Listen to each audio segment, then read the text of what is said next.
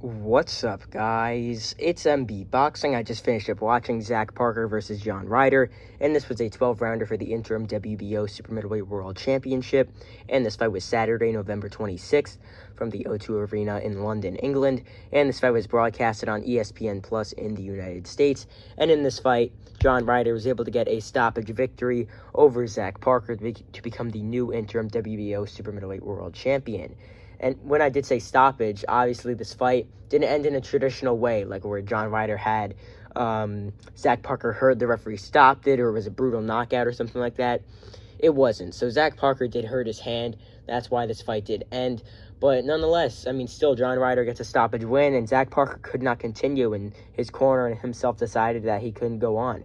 So leading up to the stoppage, I had this bout scored 38-38, a draw. I thought it was a pretty competitive fight while it lasted, and primarily every single round was being fought how you would think. And primarily those rounds of the four that obviously happened, Zach Parker would win some of the rounds based off of, or he won two of the rounds of my scorecard just because he outworked John Ryder, and John Ryder won two of the rounds of my scorecard because he outworked Parker in those rounds. So this fight was being fought very closely, with Zach Parker obviously being on the back foot as expected, and John Ryder being the one coming forward obviously as expected also.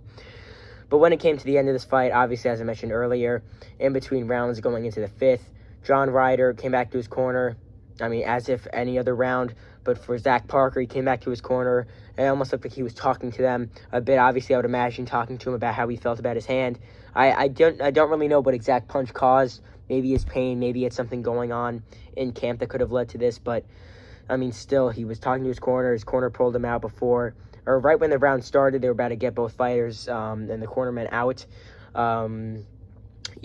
Zach Parker was still up talking to his corner, saying if he should continue. Then the corner took him out of the fight, said to the referee that he could not continue, and John Ryder gets his hand raised. So this goes in the question, what is next for John Ryder? Honestly, this could be for both of them. I actually think we could see a rematch because this was such a highly hyped up fight, and for it to end like this, obviously we want to see something different, but yet again, this was for an interim title, so we could see John Ryder maybe getting a shot, possibly at the undisputed world titles, if things with Canelo and Bivol don't fall through, or if things with Canelo and Bivol fall through when they don't have a rematch or something like that, or really, there's a lot of things that could happen because there's an undisputed champion, which means a title could get stripped or something like that.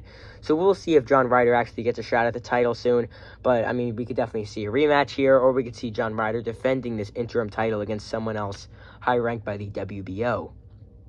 But as for Zach Parker, if he does not rematch John Ryder, we could possibly see him face a somewhat decent European-level fighter, get a solid win, then move up continuously in the ranks and try and get some solid wins and try and put himself back into this top-ranked position that could have gotten a world title shot.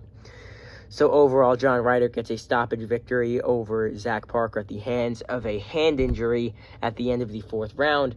Obviously, now John Ryder becomes the new interim WBO super middleweight world champ.